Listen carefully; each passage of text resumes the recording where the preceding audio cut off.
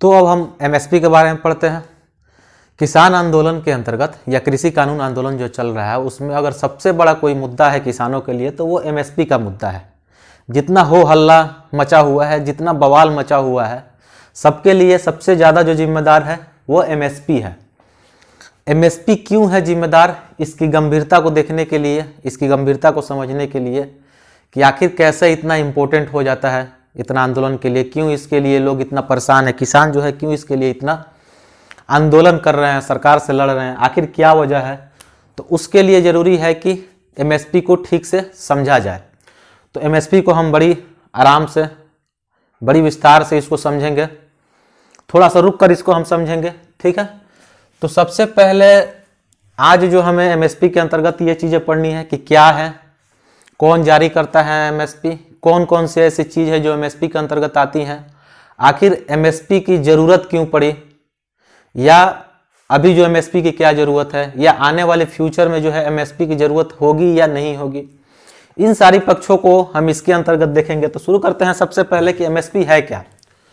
अभी थोड़ा देर पहले हमने इसको बारे में थोड़ा सा पढ़ा था कि एमएसपी क्या है, लेकिन यहाँ पे हम इसको एग्जाम्पल के थ्रू समझने की कोशिश करते हैं। एमएसपी का फुल फॉर्म आप सबको पता है, मिनिमम सपोर्ट प्राइस, न्यूनतम समर्थन मूल्य होता है, जो यहाँ पे लिखा हुआ भी है।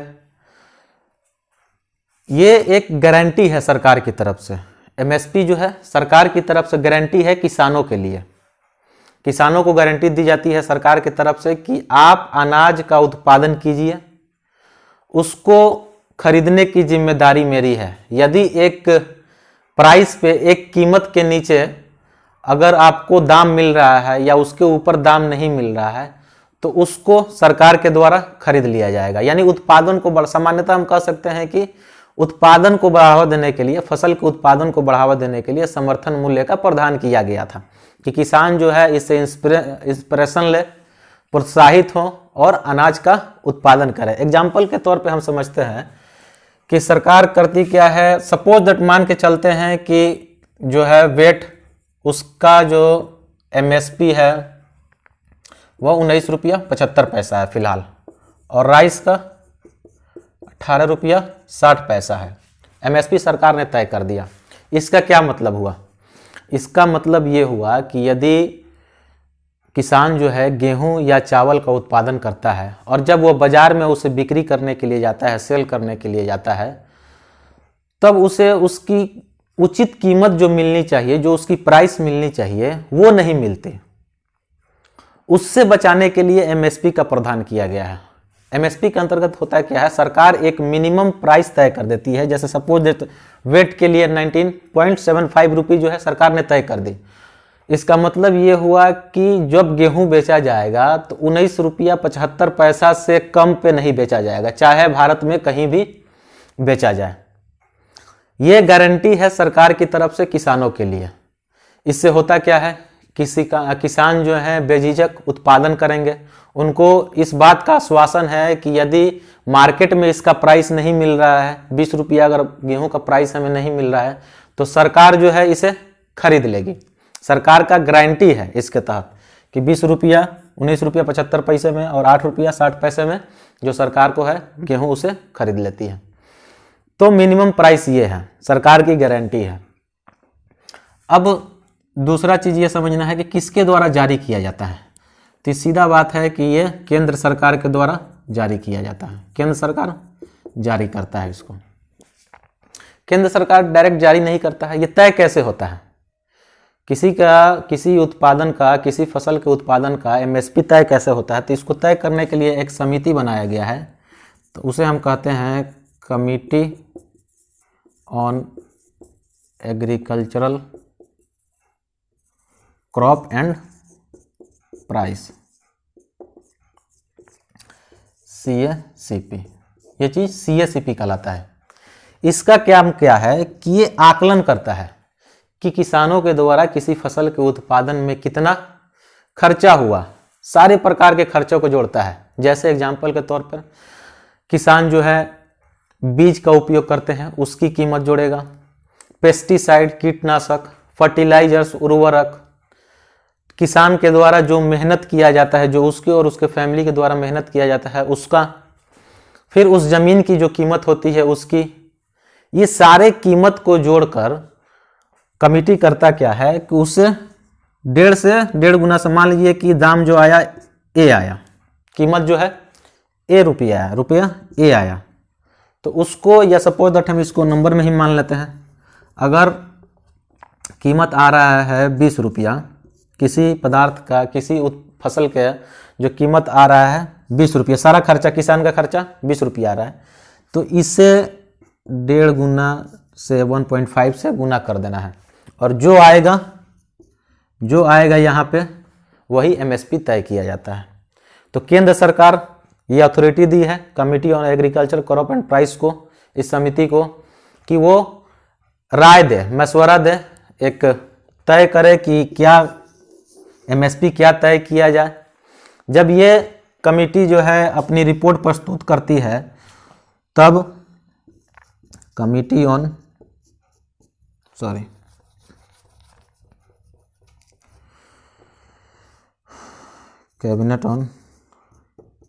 कैबिनेट कमिटी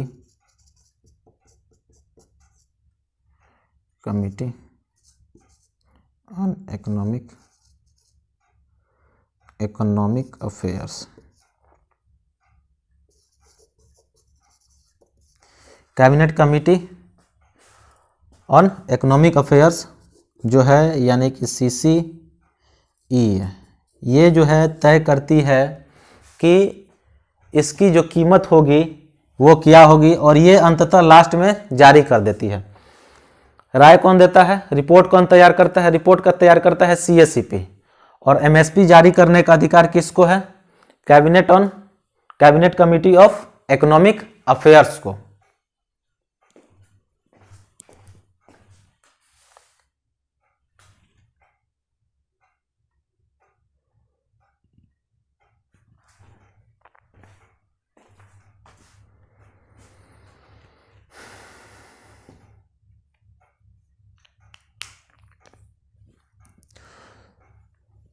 तो इस तरीके से इसको जारी किया जाता है, एमएसपी को एक पूरा प्रोसेस के तहत जारी किया जाता है।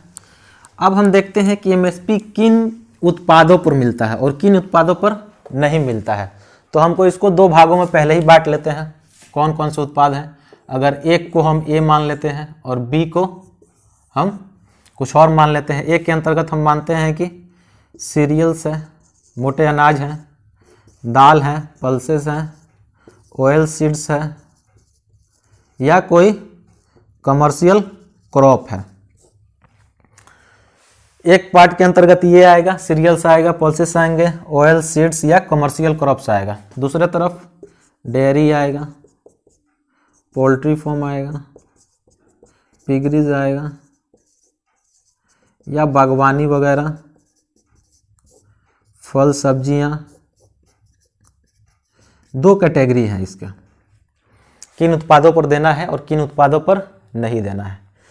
इसमें जो ए वाला पार्ट है, यानी जो सीरियल्स है, पल्सेस है, ऑयल सीड है, और जो कमर्शियल क्रॉप्स पे हैं, इस पे जो है सरकार क्या करती है, सरकार जो है एमएसपी देती है।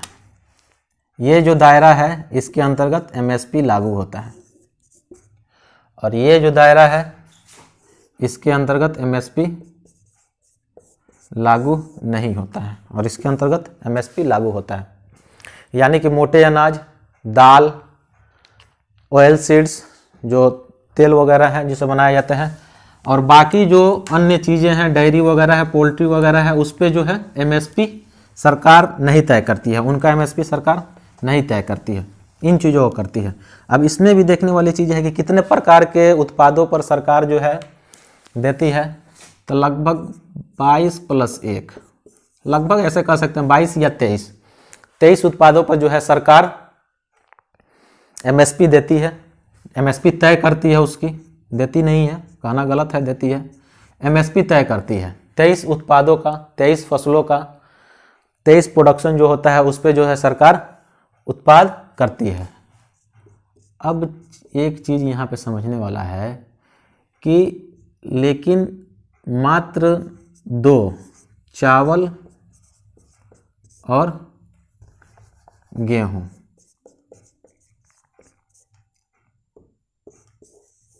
समझिएगा, यहाँ पे सरकार एमएसपी तय करती है 23 उत्पादों पर, लेकिन उसकी गारंटी जो है वो सिर्फ 2 उत्पाद पर है, चावल और गेहूं पर है। सरकार कहती है चावल और गेहूं को छोड़कर चाहे जो भी उत्पाद इसके अंतर्गत आते हैं, जो भी प्रोडक्ट उसके अंतर्गत आते हैं, यदि आप उसको एपीएमसी में ले जाएंगे तो एपीएमसी में उससे कम दाम में नहीं बिकेगा। लेकिन एक चीज़ और है, यदि चावल गेहूं या अन्य जो भी उत्पाद है उसको अगर हम एपीएमसी में ले जाते हैं और वहाँ भी चावल गेहूं को छोड़कर जो उत्पाद हैं वो मिनिमम सपोर्ट प्राइस यानी एमएसपी पर कोई लेने के लिए तैयार नहीं है, बोल रहा है कि मार्केट में मांग ही नहीं है, कोई लेने के लिए तैयार नहीं है, तो उस सिचुएशन में ये होगा कि 2 को छोड़कर बाकी की गारंटी सरकार नहीं लेती है। लेकिन 2 ये जो उत्पाद है इस पे सरकार कहती है कि अगर ये चीज़ नहीं बिके एमएसपी पे तो इसको वो खुद प्रोक्योर करेगी, खुद खरीदेगी, चाहे जितना मात्रा में आप लेकर आए, चावल गेहूं चाहे आप जितना मात्रा में लेकर आए, एमएसपी पर सरकार उसको खरीदने के लिए तैयार है। इसकी गारंटी सरकार देती है, यहाँ पे गारंटी दे रही है, गारंटी। लेकिन अन्य पदार्थों पर कोई गारंटी नहीं है। एमएसपी तो तय हो जाता है किससे कम पे नहीं बिकेगा, यानी एपीएमसी में जाएंगे, एपीएमसी में बिकेगा तो या तो एमएसपी पर बिके, उससे ज़्यादा बिके, लेकिन उससे कम में नहीं बिकेगा। अगर उससे कम दाम लगाया जा रहा है तो सामान नहीं बिकेगा, और नहीं बिकेगा लेकिन उसके बाद सरकार उसकी गारंटी नहीं देती है। लेकिन चावल और गेहूं की गारंटी सरकार देती है कि अगर कहीं भी नहीं बिके तो मेरे पास लेकर आओ, मैं उसको चाहे जितना मात्रा में हो, सारे मात्रा को, क्वांटिटी जितना हो, सबको सरकार खरीद लेती है। सरकार इसको खरीदती कैसे है? 2 तरीके से, एक एपीएमसी के थ्रू और दूसरा एफसीआई के through, food corporation of India और एपीएमसी मंडी के बारे में आप जानते ही हैं। इन दोनों के द्वारा मंडी में असल में एफसीआई का सेंटर होता है।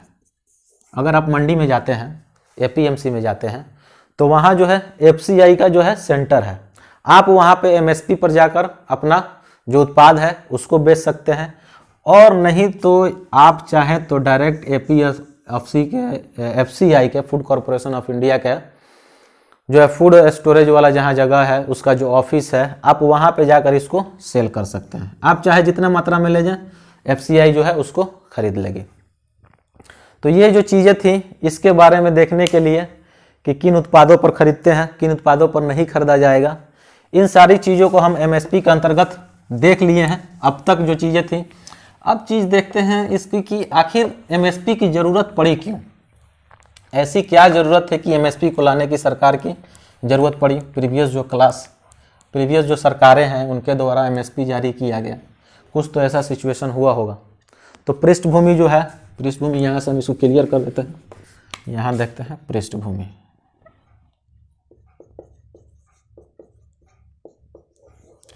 पृष्ठभूमि के अंतर्गत हम ये कहेंगे कि लगभग 1970 के दशक में एमएसपी को लागू किया गया। उसके लिए कुछ दशाएं ऐसी थी, कुछ कंडीशन ऐसे बन गए थे कि इस तरह का प्रावधान करना पड़ा ताकि किसान जो है प्रोत्साहित हो और अनाज का उत्पादन करें।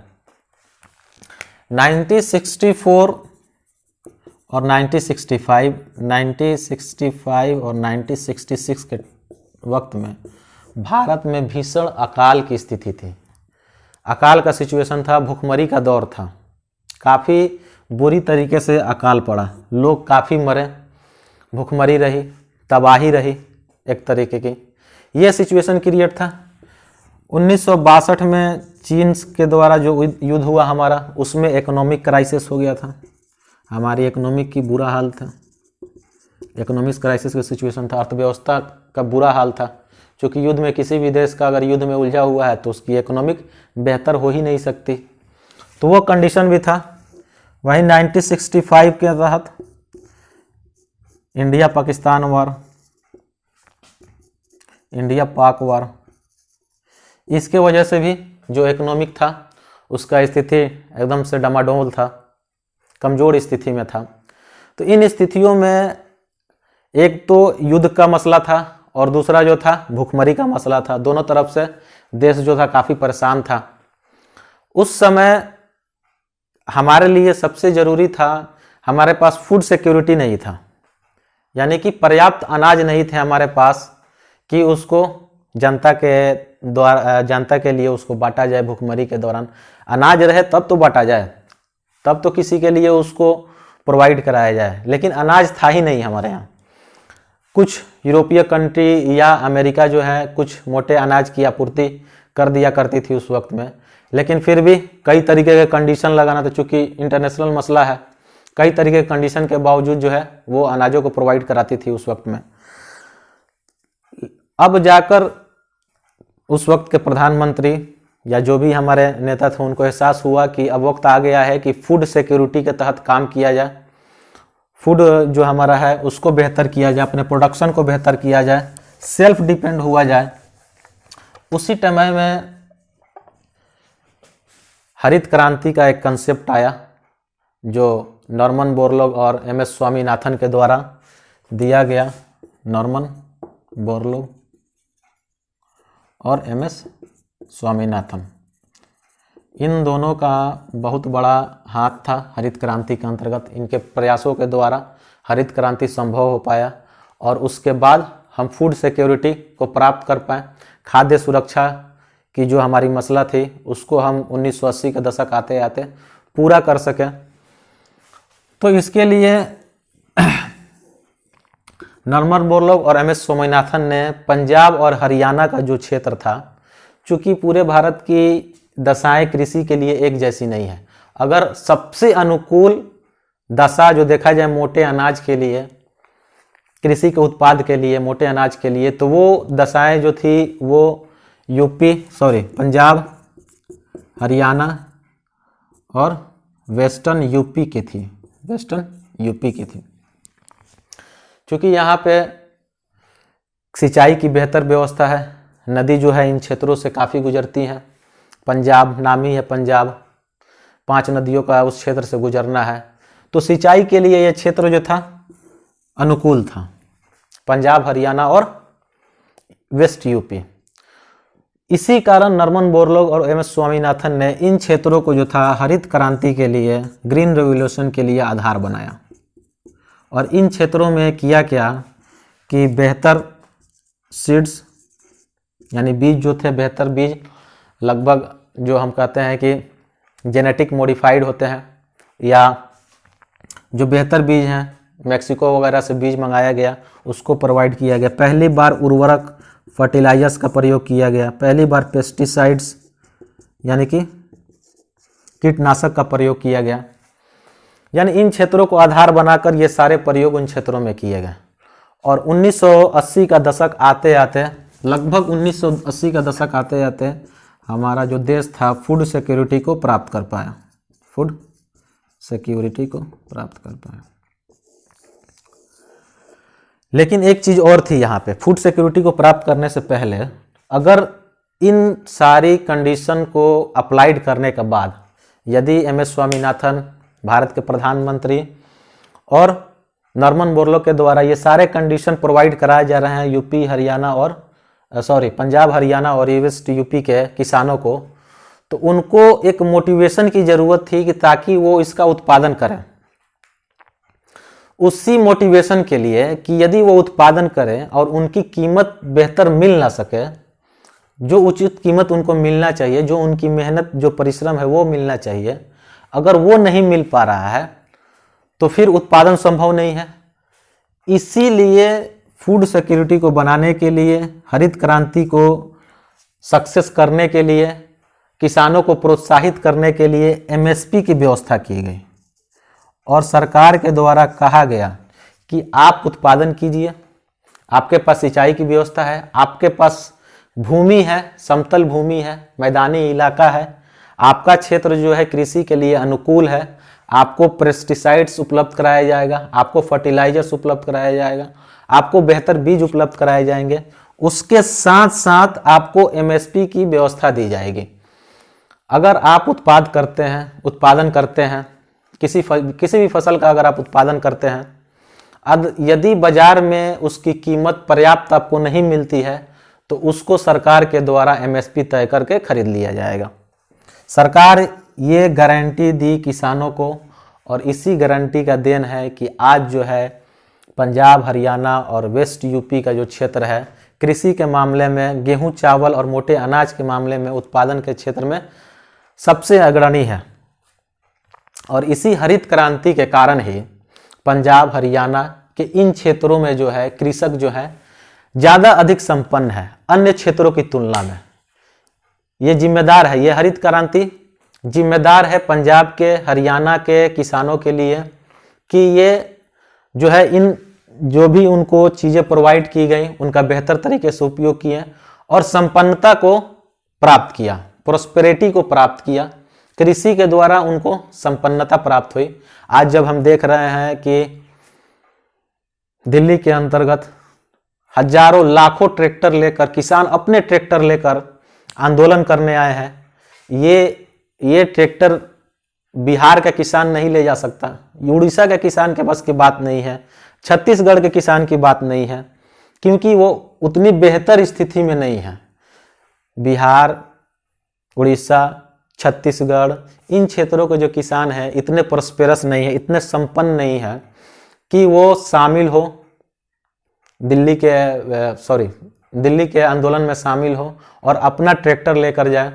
ये पंजाब और हरियाणा के किसान के लिए ही संभव है, क्योंकि उन्होंने संपन्नता को प्राप्त किया है, इकोनॉमिक प्रोस्पेरिटी को प्राप्त किया है। उनके पास पर्याप्त साधन है कि कुछ दिन अगर आंदोलन करे तो भी वो सर्वाइव कर सकते हैं। यही कारण है कि पंजाब और हरियाणा के किसान ही ज़्यादातर आपको उन क्षेत्रों में देखने को मिलेंगे। अब यहाँ से हमें ये समझना आसान हो जाएगा कि जो आंदोलन दिल्ली के अंतर्गत चल रहा है उसमें पंजाब और हरियाणा के जो लोग हैं उनका ही अनुपात क्यों ज़्यादा है। यह कहना गलत नहीं है कि, या ऐसे नहीं कह सकते हैं कि केवल सिर्फ पंजाब और हरियाणा के लोग ही शामिल हैं, लेकिन उनमें जो उनका अनुपात है वो सर्वाधिक है। ये सबको पता है, इससे कोई इनकार नहीं कर सकता। पंजाब और हरियाणा के लोग सर्वाधिक हैं और सर्वाधिक आंदोलन इन क्षेत्रों में ही किया जा रहा है, यानी पंजाब हरियाणा वाले क्षेत्रों में भी किया जा रहा है। यहाँ से इस चीज़ को समझना आसान हो जाएगा।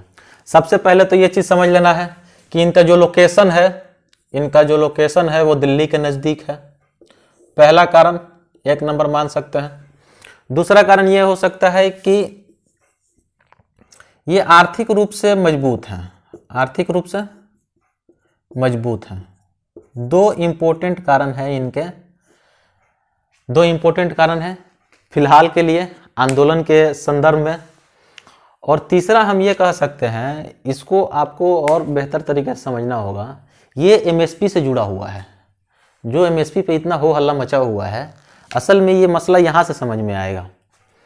हम ये कहें कि पंजाब में जितने भी चावल गेहूँ होते हैं, पंजाब और हरियाणा में, हम कहें कि पंजाब और हरियाणा में अगर चावल देख ले हम, राइस एक चीज़ लिख देते हैं, उसका 88% और वेट का गेहूं का 70%।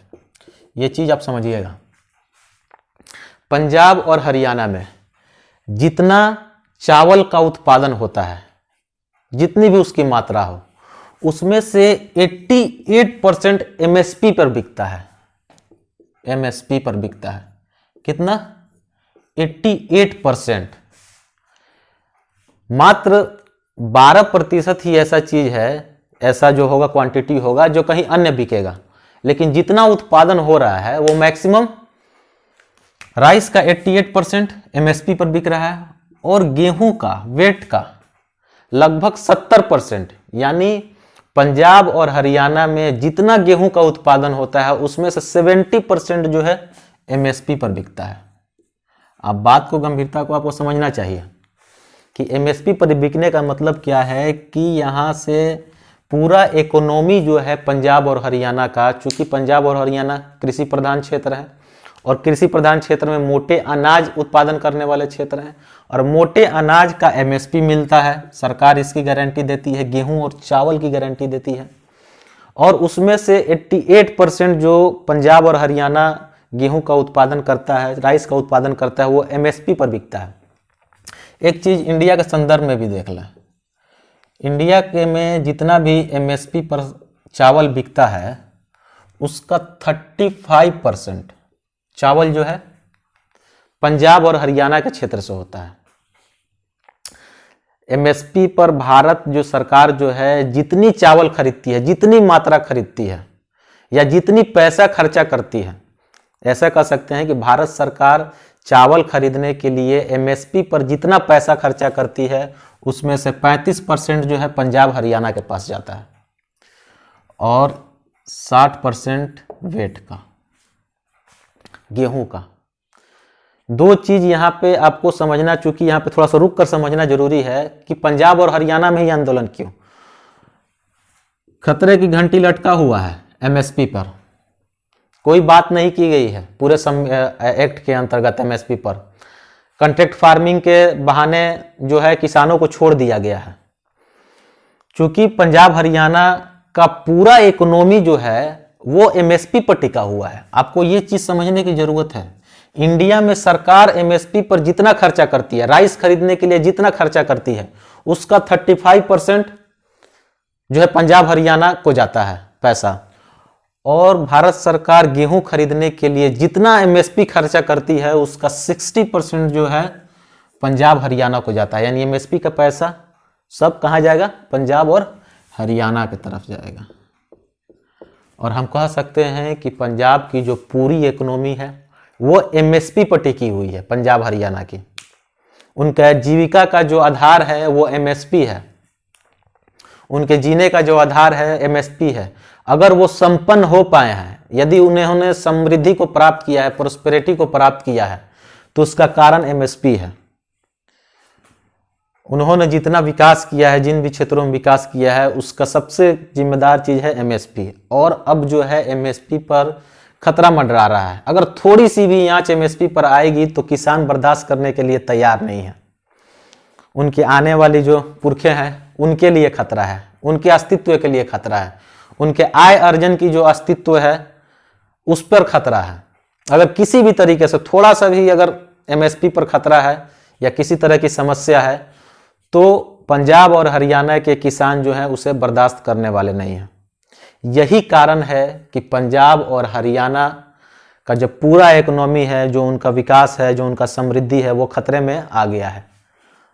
यही कारण है कि पंजाब और हरियाणा के सारे किसान जो हैं उठकर दिल्ली बॉर्डर पर आ गए हैं और इतने मुश्किल स्थिति में, इतने कठिन परिस्थितियों में, इतनी ठंडी में खुले आसमान के नीचे रोड पे जो है आंदोलन कर रहे हैं, 24 घंटा वहां पर रह रहे हैं। अभी तक कई किसानों की जानें जा चुकी हैं, फिर भी उनका हौसला कम नहीं हो रहा है क्योंकि उनके पूरे अस्तित्व पर खतरा है। और इस तरीके से एमएसपी को खत्म करना भी बेहतर नहीं है।